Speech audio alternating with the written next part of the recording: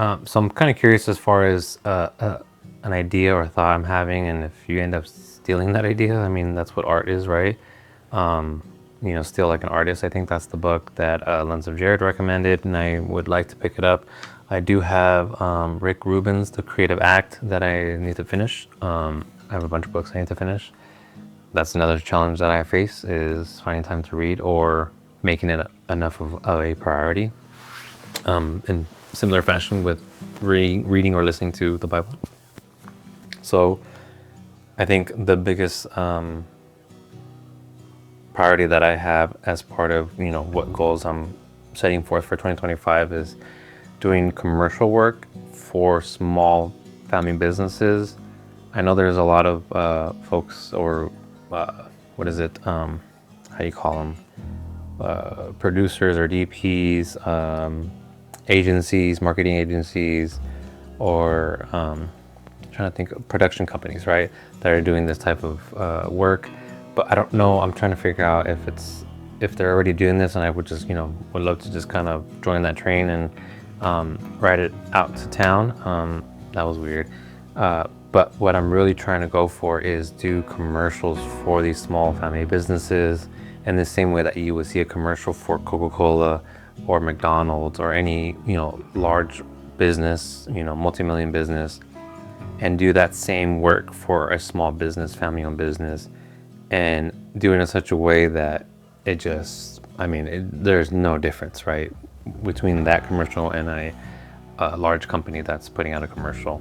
And the reason why I want to do this is because I think that's where community is built. That's where families are supported, especially when it comes to local communities. And I don't know, I probably mentioned this in other videos. If not, that's really where my heart is, because I'm trying to impart, this is part and parcel in terms of like getting away from credit cards, being able to pay with cash, do direct transactions, peer-to-peer, do that sort of, Bitcoin theology or philosophy rather.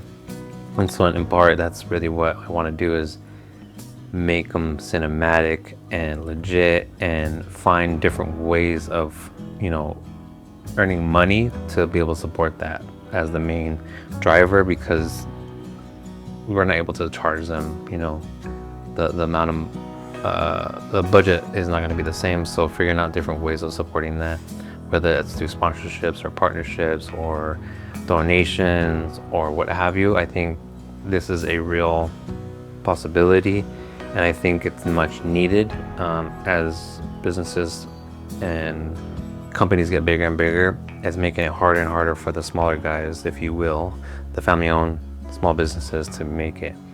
And just you look at it, you see it, and I think a lot of it does come down to convenience, but also maybe the large issue is more so awareness.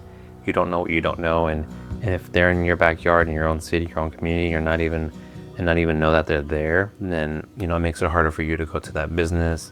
Maybe you don't really have a relationship in the sense of like going there consistently, so developing trust and just awareness, right? Trust and awareness, so that your local community knows that you're there and what services or products or what those look like, or what products and services that you are putting forth that could be of value, right, to those that are looking for specific products and services, right?